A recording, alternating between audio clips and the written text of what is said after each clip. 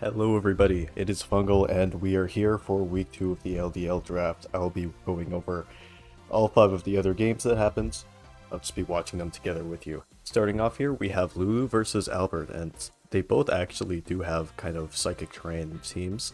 Lulu having a Tapu on the roster, Albert having a Indeedee, but neither chose to bring it this round, which is very funny. You often see this like rain versus rain, neither team will bring the rain setter, because they both expect the other to set it up. So I'm expecting we see something like that here. Would start that. You see the Dharm lead into Thunderous. Thunderous quick full twitch out to H slash. That did a lot of damage. I'm tempted to say this could be specs, but I think that might have done more. I'm not sure what this is. I don't know my Thunderous versus their Benetent calcs by heart here. But I expect if this was actually not scarfed, then he wouldn't have kept it in, because this Darman I think is to be scarf of its own. So I want to say that this Thunderous was actually scarfed and it just does a lot of damage here. Starmanic does U-turn to Ogerpon, and this is going to be tough here.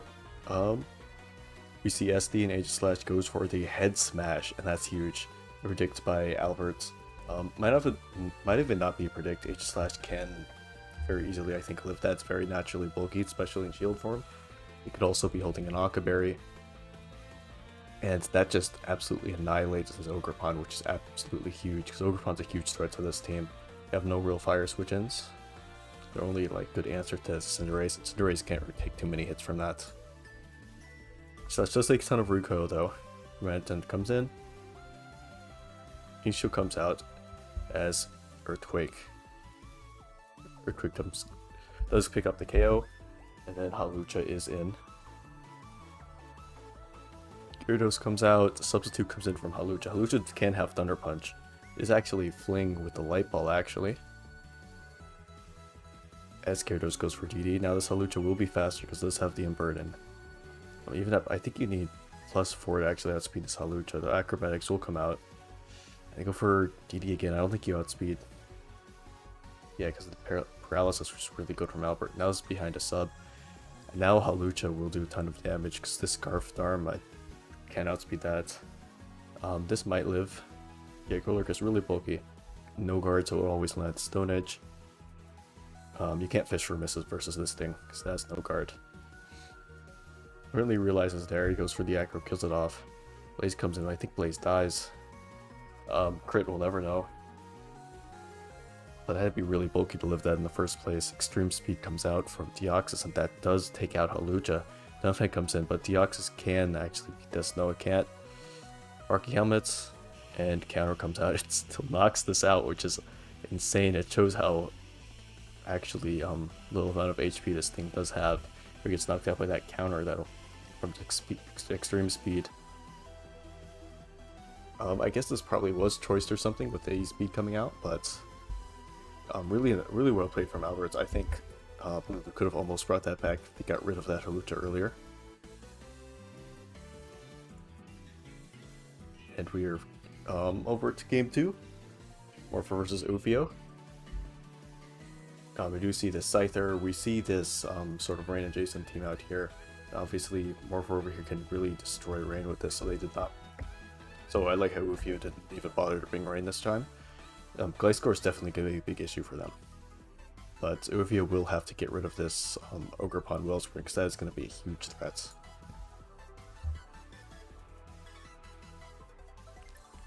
Annihilate comes in on Gliscor. Gliscor gets a Toxic off. It is faster. Very good. Raikou comes out. Annihilate as Altaria double. Discharge comes in, fishing for a parrot, possibly Substitute does come out. Discharge will not break this up. This Dragonette's con card. Interesting. Like Calm Minds, cutting guard again. Sub is broken and Hyper Voice comes out. I'm not exactly sure what Morpher plans to do with this at this point, because I think no matter how high your defense goes, it probably has Roost, so this can easily 1v1 this.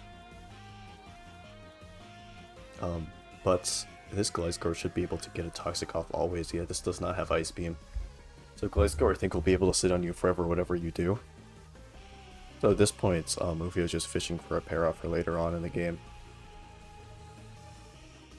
Para could actually be huge for Morpher, actually, if they just keep spamming Roost here, because that means they won't be able to be toxic by this Gliscor. Obviously, I still don't think they could beat Garg 1v1, though. Ice Beam from this Porygon 2, it is Trace. Another Discharge comes out, still no Paras. Annihilate comes back in on the Discharge, powering up Rage Fist. Rage Punch comes out, but it only does 40 to this thing. As Tri-Attack comes out. The Pixelate boosted Tri-Attack doing an insane amount of damage there, which is pretty funny. Cudgel, and this Porygon 2 is just going to be sitting on everything. They finally get a Discharge Paralysis. Cudgel comes out again, so now they can just fish for misses for fully Paras here. Go for another Discharge. So it comes in, it is not Boots. And it does get crit, so we don't know if it was really defensive. The EV like to maybe lift that. But the other Ogerpon comes in here. Hornleech comes out. This is Rinto Berry, so it will live this. And at this point, it can't SD because it does have Surdy, so whatever this thing does, it can't really one-shot this in any hits. When it does come out, do we see the static from the Zapdos? We do. That's really tough. Ufio kind of getting the unlucky here. But, oh, and the confusion. But he does manage to take out the Zapdos, which is pretty big because he doesn't have a great way of getting rid of Zapdos here. And Annihilate comes out to possibly claim another. Drain Punch does come here. Rage Fist is, I believe, 150 base power, so they can go for that, but the Gliscor just goes for spikes. Point, yeah, Toxic is big on this Ursaluna, unless it does have this rest to be able to get rid of that. Because now the Gliscor can sell this out, whatever it wants to do, Calm Mind. You'll always be able to fall back and sack either the Porygon or the Raikou. Another Spike comes out, as the Splin Moon just keep getting worn down again and again. Moonlight comes out to try to keep it healthy, but it's just taking more and more toxic damage, so I don't think Morpher can win this exchange very well. Guard comes in.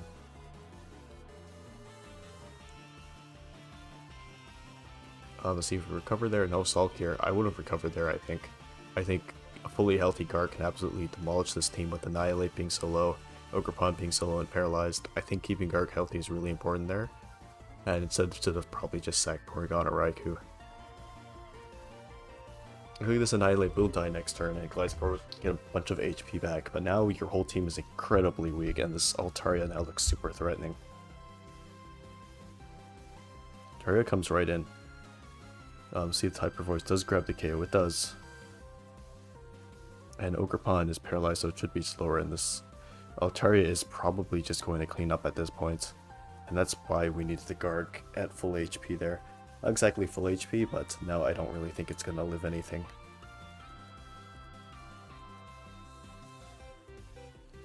Pushing for Para again, he still doesn't get it after 2 more discharges. Definitely unlucky game for Ufio here. I think his one out there was actually just sacking that Raikou though, which seems to not really do much here, just keeping Garg alive. Really good game, more for pulling through with the Altaria. Third up, we have Naga versus Icebro. Definitely a very offensive team here from Naga versus... looks to be a more balanced team from Icebro with that electric terrain, with that Kartana. Kartana's actually kind of weird into Naga's team. It does have very good moves into all of them, but it's also... if it chooses a choice set, it's very lacking on which it can actually hit with which coverage move, so I'm expecting it actually shouldn't be choiced here.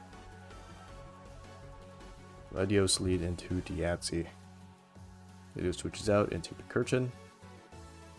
Let's go some Moonblast. This should 2-hit KO, yep. Takes much of an eject button comes out and Kartana is in. Smart Strike on gold.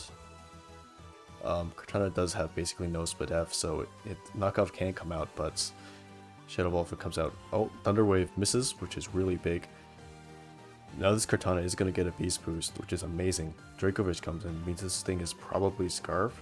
But I don't think he can ever OHKO this Kartana. So Dragonite switches in AV.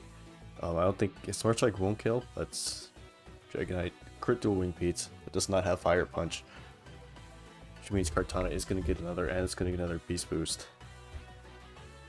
Which means Dracovish probably can KO at this range with Vicious Rend, but that's already two of Naga's best defensive blondes taken down. And it's going to be a 2 for 2, but now with the Electric Crane up, looks like I'm going to go Iron Crown. No.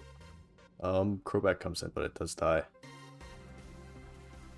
Tentacruel takes 76. Dazzling Gleam, it does only 48. So yeah, this Dracovish is going to be taking a lot of souls, but at this point, this Iron Crown should be able to outspeed. Now, it does have the Spadef boost instead. Means I think definitely Ice Pro should have went to Latios first here, because he will be able to live one Vicious Rend. Because at this point now, you will end up losing to Diancie. Or this Chi, of course, which will be able to live that Draco Meteor. Close game, it could have been a lot closer if he didn't sack those mons. He went Latios first. I think Ice Pro almost had that, but they choked right there. Because Naga's two best defensive bonds were just annihilated by this Kartana. And being able to just, after you sack the Kartana to the Dracovish, just go into Latios, and then click something, just click anything to force that Dracovish out would have been huge for you. Next game, Vessel versus Grunkocon. We do see the Phalanx. Phalanx come out, which is kind of a threat versus this team, but close combat with Rock Slide. This threatens basically everything here. Poison Jab for Tapu Koko. So, I'm actually wondering what Grunkle will have for this. This is a Mega Audino. So, I expect this can take a +1 Poison Jab most likely. We'll see how it goes. We also see the Regieleki, which could be very interesting. So the booster attack gouging fire versus this Tapu Koko. Taunt on the Dragon Dance, which won't work. Shrekion comes out expecting a Flare Blitz, but Earthquake does destroy that thing. So now Iron Treads is in. With the balloon, Cork Drive Speed actually does not OHKO, but it is killed back. Now this Iron Tread should be able to grab a KO because Vessel has no ground type switch-ins here. Metagross comes out, as Volt Switch comes from Iron Tread instead of Earthquake to get the chip. It's interesting. Audino is able to absolutely eat up. Oh, it ate up the Earthquake, but the Heavy Slam crit, which is kind of huge there.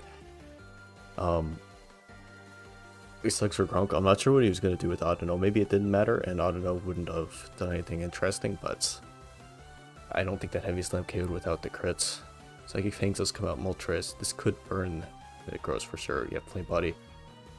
Punch for that. Flamethrower. It kind of sucks that Flamethrower kills there after the burn because they could have roosted that off, but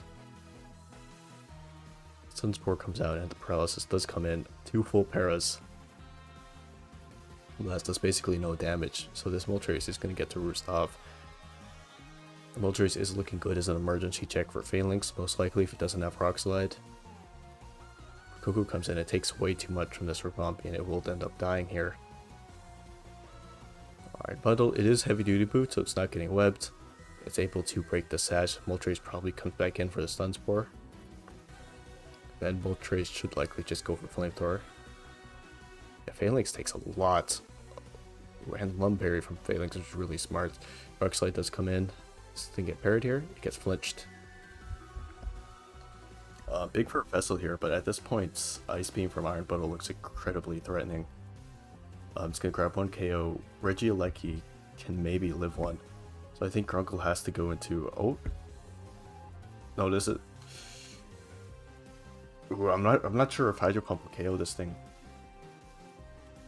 But Vessel does sack the B, and now they're in a spot where they will end up losing to Iron Treads. The webs go away. This is Helmets. Oh, will Earthquake kill this? It does. And can Regieleki KO this? Oh, it can't KO Treads. Extremely close.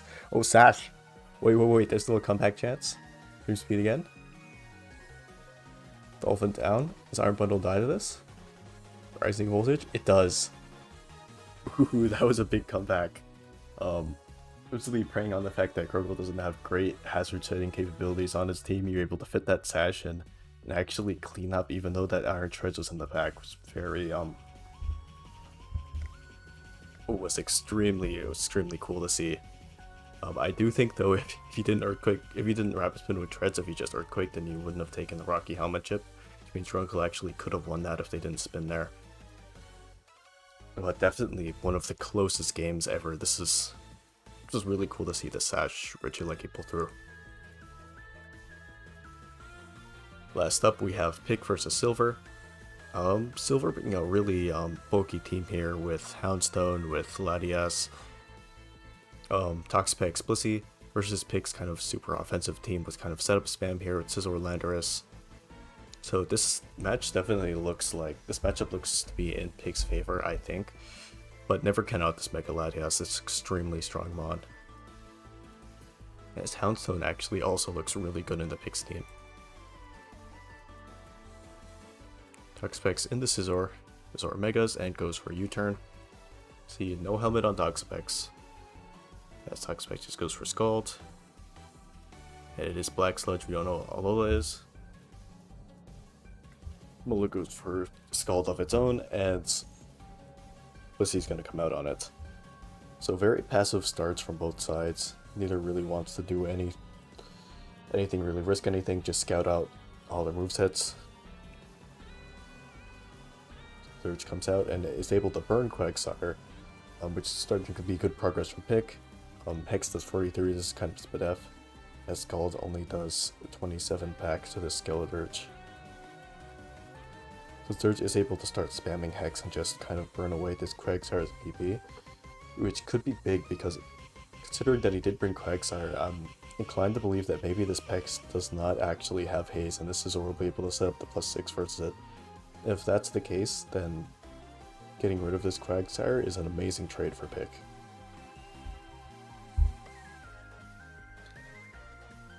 We do see Encore on Quagsire to keep Skeleturge on slack off, which is kind of big. Now it still has to, yeah, he makes a double switch here to Weavile. He's able to knock off this Aloe, but Aloe's just going to go for another, I would say Scald, but just flip turns again. Some chip and Scizor's back in. Now Silver's in kind of the, he's in the vortex, the U-turn vortex. Oricorio comes out. Gurvadans on Houndstone as Houndstone goes for Yawn. Kind of a bold play considering I think you could always went, see there, depending on your sets. As Blissey is forced to come in, soft boiled off. Oh, Heal Bell from Blissey does get rid of the burn on Quagsire, which is kind of important. It means it will be able to get that passive healing from leftovers. It will enable it to keep recovering again and again. It's definitely a very slow start to a game for a team with both Chien-Pao and Landorus. Skeletor seeing more stall stuff. Quagsire does actually go down, so this is looking really great for Scizor because potentially this Pex doesn't have anything to deal with it, and this Houndstone having Yawn means it might not have Will-O-Wisp. So it comes out from Aloe, we'll get the burn. Skeletor comes back in on Pex, this is Baneful Bunker. We'll see here if it does actually have Toxic or if Skeletors can just beat this down. It only has Scald, so right now it's looking really tough for Silver to beat this Skeleturge. Skull comes out, Aloe is finally burned. He comes in on Wish. If the turn comes out, Chien-Pao is going to get in pretty safely, unless a fighting move comes out here. Seismic Toss. And Pao is just going to be able to click, probably crunch really freely here. We see SD, which is now really scary considering you have your Unaware Mon gone. Toxapex does have Baneful Bunker, will probably be able to live the crunch anyway. It will be able to force some damage on this, but it's still looking really tough if you're Silver. This is going to start breaking through your team, and Scizor is going to start looking better and better. Auto bunker. Pick doesn't bother predicting, he just goes for crunch, that's fair. Now he's able to go for that +2 crunch here and do a nice 67 to Toxapex. As it does in fact have haste, so this chip on Pex is really big for Scizor later on. Weavile does come in on the other crunch, and now Weavile is basically in range of anything from Pick. As it turns out to be Scarf Weavile goes for low kick, kills Champao. Gillard comes in on that and takes the Torch Song. Yes, Mega's Draco Meteor only does 45, so this is pretty split F on Skeleturge, but is unaware, so it can't go for Draco Meteor again. Big recognizes that, saves the sack, very smart, goes Scizor. Now just another U-turn is going to come out for absolutely free. And this Skeleturge is probably just going to get back up. But Landorus comes on. It keeps on the pressure. Lucy comes in on Earth Power. Now this is a very, this is a gamble you have to make because Landorus has very high attack. It does get fighting moves like Hammer Arm, Super Power. And with your Latias being so low, this thing could have something like Sludge Bomb and just annihilate that. So if you're Silver, I don't know what you can do here. You might have to pivot to Pex right now and just try to scout what this thing has. Even if this has Nasty Plot's a big issue. But it does switch out to Aloe, which means that it maybe does not have a move to break through Blissey. As a Wish comes out, and then Skeleturge comes back in on that Wish. Silver makes double the Weavile, predicting that, but I don't think Weavile can kill this because that's Scarf. Aloe comes in, Pick just plays it really safe here. So we will be able to go for another flip turn here for absolutely free. Yeah, that means probably Scizor can just come back in. At this point, you're Silver, I don't know what you can do, you're just in this vortex. Landorus will come back in if we get off another Earth Power. And even if this doesn't have anything to actually deal with this, it does have Nasty Plot. Which means I don't know what Silver actually does versus this Focus Blast. It just annihilates this Blissey at +2. Weavile's going to come back in, but I know Aloe just comes back and then can't really do anything versus that because it's going to flip turn again. And then Lando is going to come back in on whatever you send out. Latias comes in, which means that, of course, Scizor just gets free progress. I think this is basically unwinnable for Silver. I'll go ahead and speed it up because I think we all know where this one's going. Latias comes in on Landorus, goes for Ice Beam. Landorus does get taken out, which is definitely some progress for Silver. I think Pick definitely should have scouted for that. But still, at this point, it's looking really hard for Silver to do anything. He's getting worn down again and again, and Skeleturge basically beats all the remaining members of his team. Corio does come in, it's able to burn a sleep turn. It takes a lot from that Scald actually. Oh, and as a nasty roll, Toxapex actually doing its job offensively, destroying that Oricorio. Hex comes out from Skeletor, does a ton of damage there. Chong boosted special attack.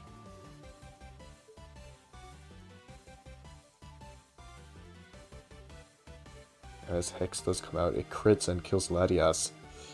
And now Weavile's in again, but with Latias dead, I don't think Silver has the remaining offensive capability to get rid of that Scizor. Scizor should just be able to sit on everything and PP stall it. Nightshade from Houndstone, but Aloe just has so high of a HP pool. Skeletor just goes for that Torch Song, does a ton of damage, crit, but at this point I don't think that's going to change anything really because Scizor comes back in on that. U-turn is going to come out to Skeletor, who takes basically nothing from that Scald. He's going to be able to Torch Song, boost his special attack, and then play main on from here. And Weavile can threaten it out, but just the cycle is going to continue again.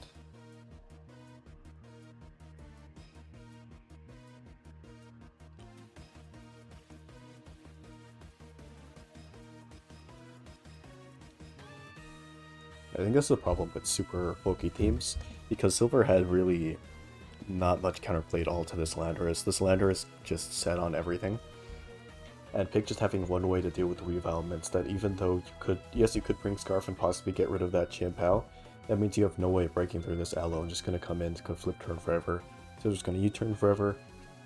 And once Pick correctly scouts and identifies your sets, you can't really do anything versus them.